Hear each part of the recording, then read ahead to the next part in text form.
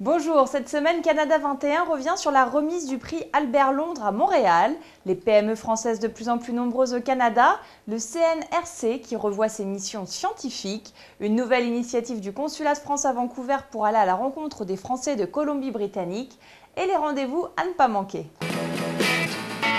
Vendredi dernier, les journalistes français Dohan Buis du Nouvel Observateur et Roméo Langlois de France 24 ont remporté le prix Albert Londres 2013 à Montréal. Annick Cogent, reporter au journal Le Monde, présidait le jury de la plus prestigieuse récompense du journalisme francophone. Notre correspondante Sarah Gershani était sur place.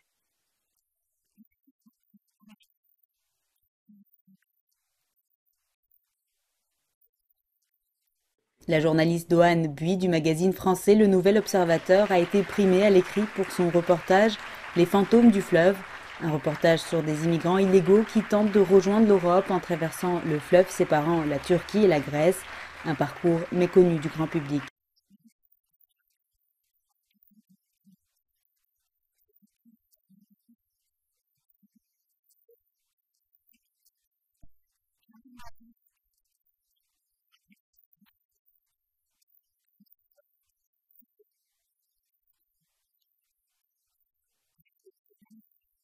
Roméo Langlois a quant à lui été récompensé pour son reportage vidéo à balles réelles. Ce reportage raconte une opération anti-drogue de l'armée colombienne tournant au fiasco, un sujet qui a coûté la mort de plusieurs soldats confrontés à la violence des FARC, une aventure pas sans conséquences pour ce reporter français.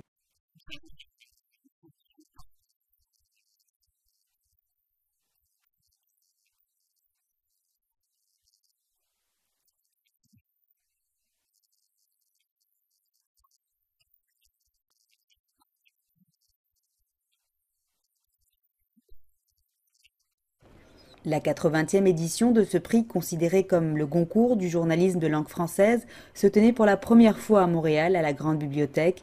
La cérémonie a eu lieu en présence de l'ambassadeur de France, Philippe Zeller, qui a tenu à souligner l'importance de cet événement au Québec.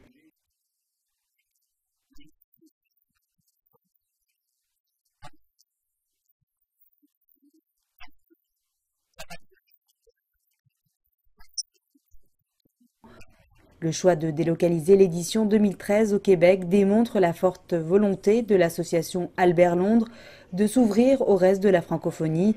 Pour la première fois, des Québécois figuraient d'ailleurs dans la présélection. Le Québec n'attire pas que les PVTistes français. Face à une économie en berne et un chômage massif, les entreprises de l'Hexagone sont de plus en plus nombreuses à tenter l'aventure de l'autre côté de l'Atlantique. Au total, on en compte 450.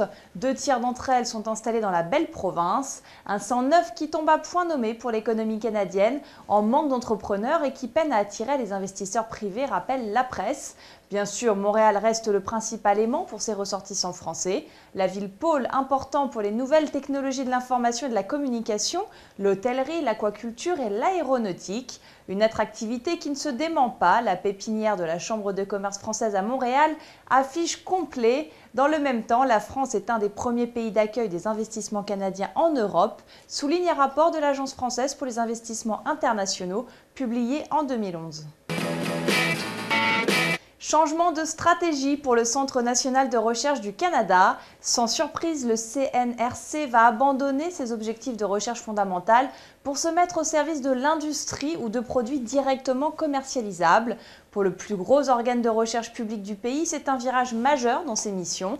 La réforme débutée en 2011 sur un fond politique n'est pas sans rappeler celle qui a touché le Centre national de la recherche scientifique en France, dont le CNRC est d'ailleurs le principal interlocuteur. Les fameux contrats d'objectifs et de performance mis en place en 2009 par Valérie Pécresse, alors ministre de l'Enseignement supérieur, ont donné à l'État le pouvoir de définir les priorités de la recherche en incitant les agences de financement à privilégier les projets à moyen terme.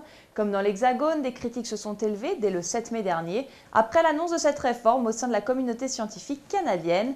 Elle craint que certains spécialistes en recherche fondamentale soient tentés de partir vers des pays plus attractifs. Et à voir l'ampleur du phénomène de la fuite des cerveaux français, elle n'a peut-être pas tort de s'inquiéter.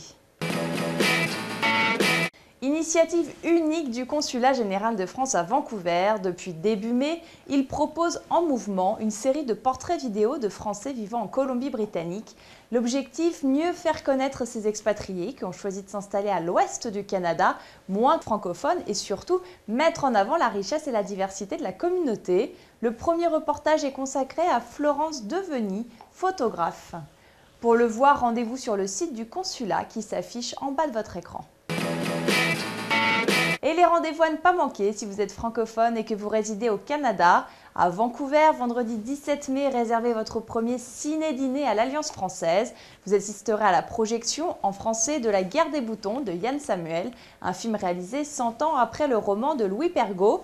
Pour réserver, rendez-vous sur www.alliancefrançaise.ca. À Toronto, jusqu'au 8 septembre 2013, le Centre d'art d'Hamilton expose une série de peintures, sculptures et photographies sur les peintres et photographes français du 19e siècle. Le détail est à lire à l'adresse qui s'affiche juste en dessous.